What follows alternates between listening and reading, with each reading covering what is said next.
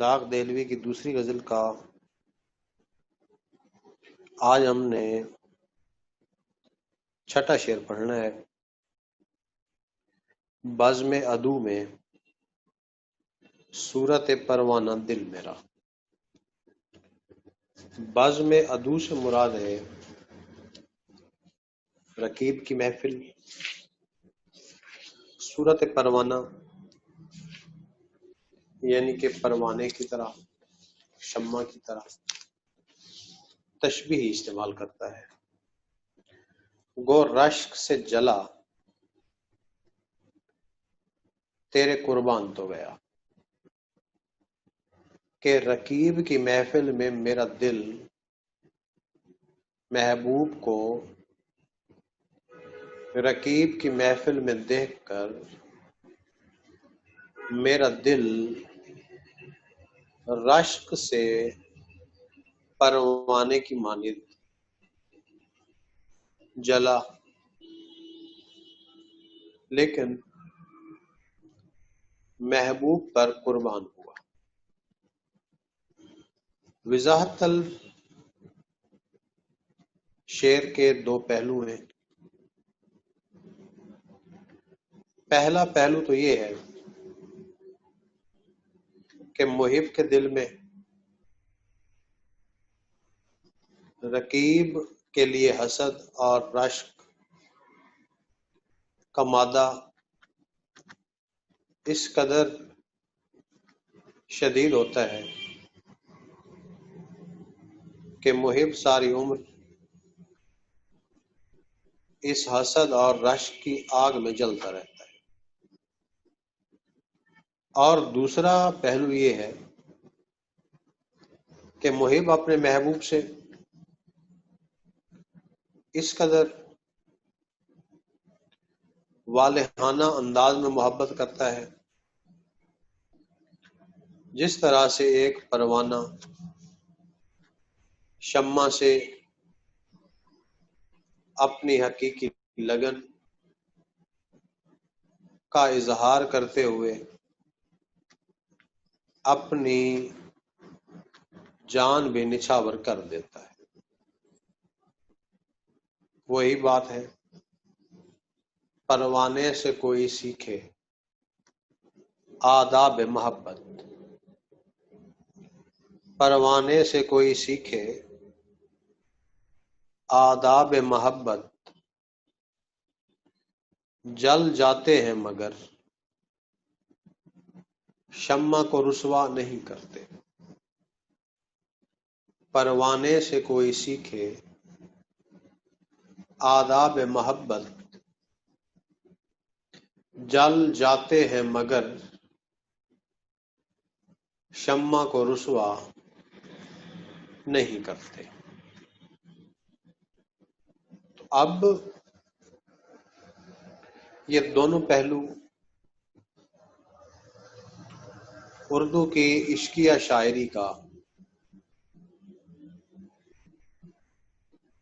اردو کی عشقیہ شاعری کے مستقل اور اہم موضوع ہیں،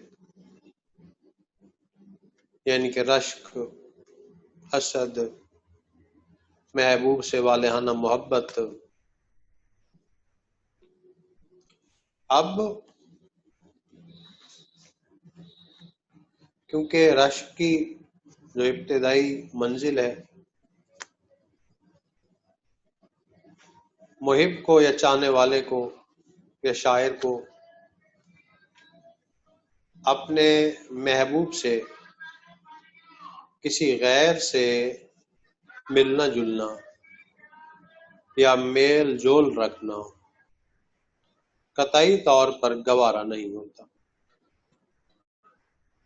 اور پھر محبوب کی زبان سے غیر کا ذکر سن کر بھی محب کے دل میں رشک کا جذبہ پیدا ہو جاتا ہے۔ بڑا ہی خوبصورت شعر ہے۔ غالب فرماتے ہیں، ہے مجھ کو تجھ سے،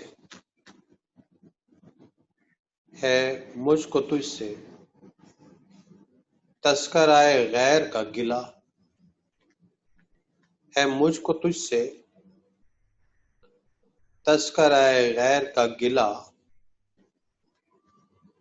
دوسرا مصرع، ہر چند بر سبیل شکایت ہی کیوں نہ ہو، ہر چند بر سبیل شکایت ہی کیوں نہ ہو۔ اس کا مطلب یہ ہوا کہ محب چاہنے والا طلبگار یا شاعر محبوب کی محفل میں یا محبوب کو رقیب کی محفل میں دیکھنا پسند نہیں کرتا، اور جب وہ محبوب کی محفل میں غیروں کو دیکھتا ہے پھر یوں کہتا ہے،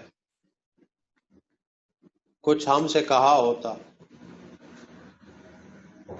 کچھ ہم سے کہا ہوتا، کچھ ہم سے سنا ہوتا، کچھ ہم سے کہا ہوتا، کچھ ہم سے سنا ہوتا، غیروں سے کہا تم نے،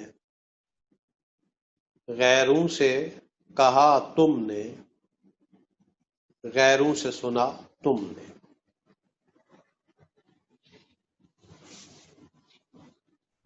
غالب فرماتے ہیں، میں بھی منہ میں زبان رکھتا ہوں، میں بھی منہ میں زبان رکھتا ہوں، کاش پوچھو کہ مدعا کیا ہے، کاش پوچھو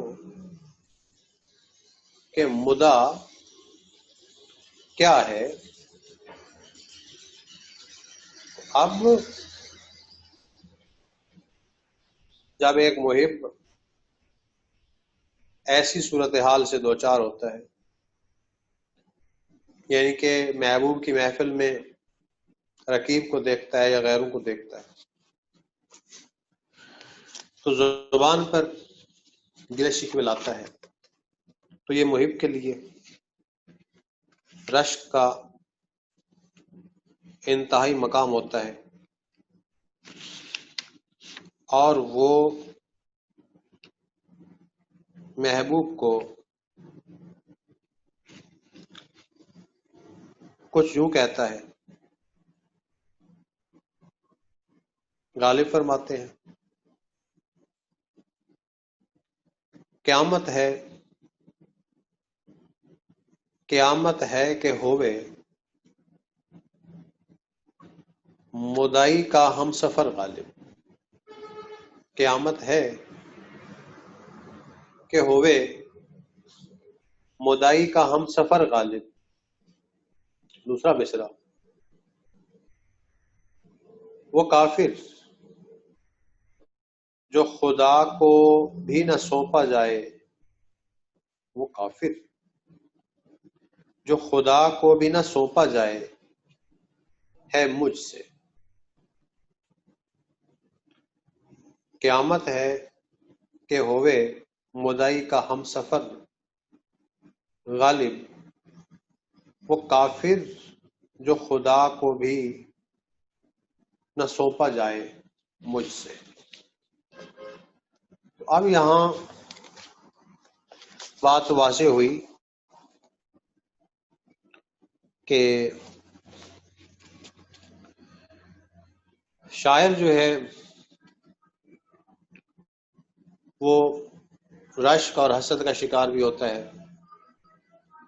اور محبوب کے ساتھ پروانہ وار والہانہ محبت بھی رکھتا ہے۔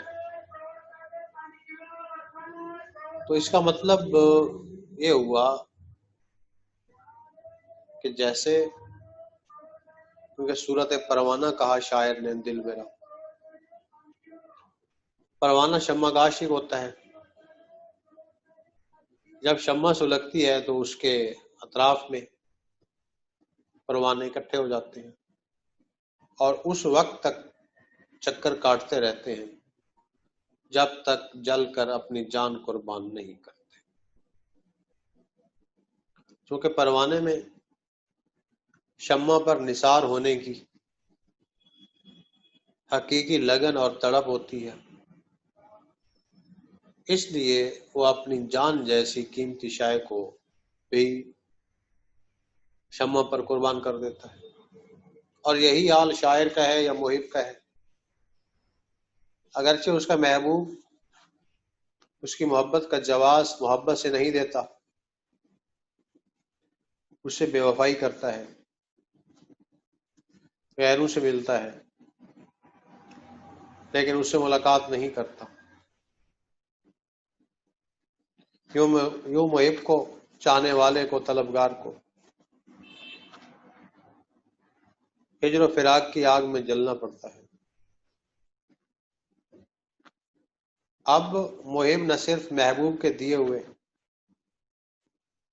تمام دکھوں اور تکلیفوں کو خندہ پیشانی سے برداشت کرتا ہے، بلکہ زمانے کی طرف سے دیے ہوئے دکھوں اور تکلیفوں کو بھی